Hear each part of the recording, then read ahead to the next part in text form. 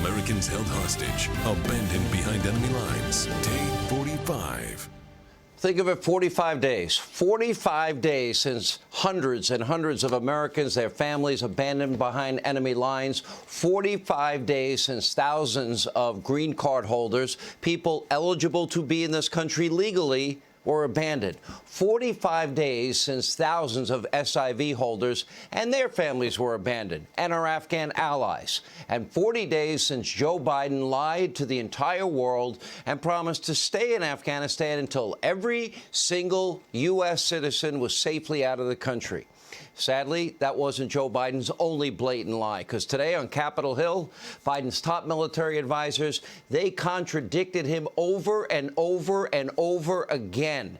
Now, in a moment, we're going to discuss General Milley's leaking, the allegations that some are even describing as high as treason leveled against him. First, we go to our so-called commander-in-chief. Remember August the 19th? He told fellow Democratic Socialist Georgie Stephanopoulos over at ABC that his military advisors did not recommend a continued U.S. military presence in Afghanistan. This is what Joe said. Listen. But your top military advisors warned against withdrawing on this timeline. They wanted you to keep about 2,500 troops. No, they didn't. It was split. That wasn't true. That wasn't true. They didn't tell you that they wanted troops to stay? No, not in terms of whether we were going to get out in a time frame, all troops. They didn't argue against that. So no one told your military advisors did not tell you, no, we should just keep 2,500 troops. It's been a stable situation for the last several years. We can do that. We can continue to do that. No, no one said that to me that I can recall. No one said that to me that I can recall. According to everyone that testified today on Capitol Hill under oath, they say Joe Biden was lying. They all told him 2,500 should stay. Listen. I won't share my personal recommendation to the president, but I will give you my honest opinion, and my honest opinion and view shaped my recommendation. I recommended that we maintain 2,500 troops in Afghanistan. General Milley, it's your testimony that you recommended 2,500 troops approximately stay in Afghanistan? As I've said many times before this committee and other committees, I don't share my personal recommendations to the president, but I can tell you my personal opinion and my assessment if that's what you want. Yes, please. Yes, my assessment was back in the fall of 20, and it remained consistent throughout, that we should keep a steady state of 2,500, and it could bounce up to 3,500, maybe something like that. I don't share the personal opinions I have with the president, except unless, of course, your name's Bob Woodward or Robert Costa. By the way, Jen Psaki, care to circle back and explain this? Was Joe Biden lying? Were you lying? Oh, we don't need to COVID test people because they're not going to be here very long. You're telling a lot of lies in that White House. Watch. The president said his military commanders were split. We now know that the chairman of the Joint Chiefs of Staff, General Milley, the head of CENTCOM, General McKenzie, and the commander on the ground, General Miller, all recommended that the president keep 2,500 troops. So who in his military advisors told him it'd be fine to pull everybody out? I'm not going to get in specific details of who recommended what. You are saying here that military advisors to the president said it was okay to pull all the troops out, that it'd be fine. That's not what I said. The president pulled all U.S. troops out. You are saying that there were military commanders who advised him that that was a good idea to pull all American troops out, and that General Milley, General McKenzie, General Miller, they said something else. But the president's top military advisors, others we won't name, told him, sure, we can pull everyone out. That's not how these conversations go. It's a risk assessment. Joe Biden lied, and she's spinning like a top. In other words, Joe Biden went against the advice and counsel of his top military advisors. And yeah, he outright lied about it. But that wasn't Joe's only lie, because we learned a lot today. We learned that Joe Biden was less than truthful, in other words, lying about our so-called over-the-horizon anti-terror capabilities in a speech on August the 31st. Joe bragging the United States does not need the troops on the ground in Afghanistan in order to maintain the fight against terrorists and keep our country safe, and that our credibility around the world remains totally pristine. That is a claim that Biden's top generals clearly dispute. Look for yourself. Our credibility has been gravely damaged, has it not, General Milley? I think that our credibility with allies and partners around the world and with adversaries is being intensely reviewed by them to see which way this is going to go. And I think that damage is one word that could be used, yes. Is the war on terror over, General Milley? Absolutely not. General McKenzie? The war on terror is not over, and the war in Afghanistan is not over either. Has the exit from Afghanistan made the war more challenging for us or less challenging with respect to continuing to try and protect the homeland and U.S. interest abroad? Senator, this made it more challenging. General Milley, you agree? Yeah, absolutely.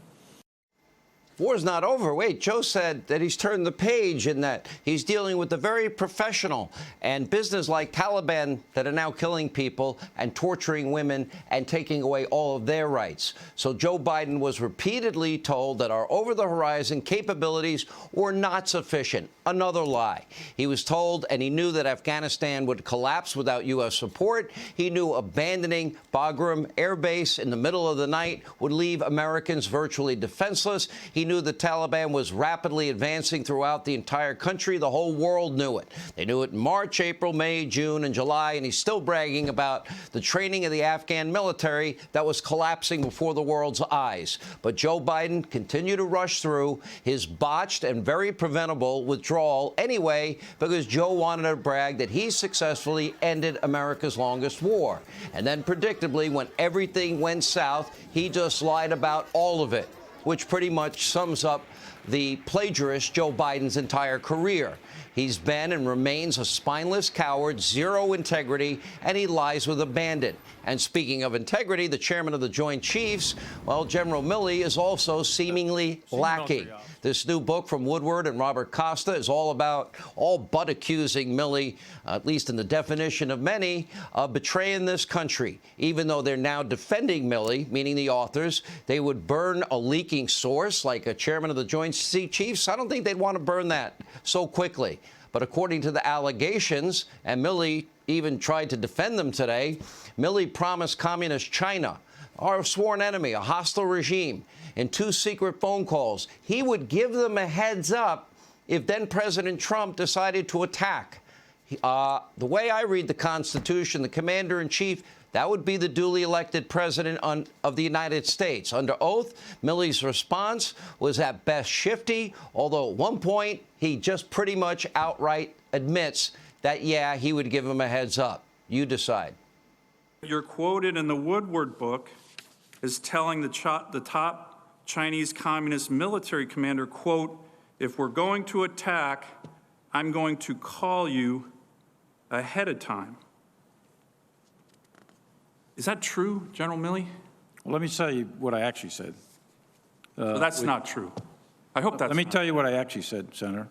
What I said, if there's going to be a war, if there's going to be an attack, there's going to be a lot of calls and tension ahead of time. But what you're going to get called. Your testimony was that you were Senator, certain President Trump would not attack. That's your testimony this morning. That is true.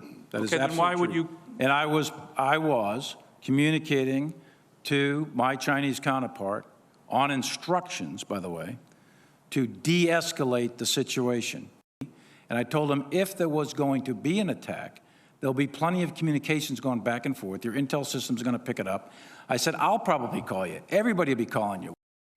I'll probably call you and tell you the attack's coming. Well, that would be an admission. That would be cause for immediate dismissal.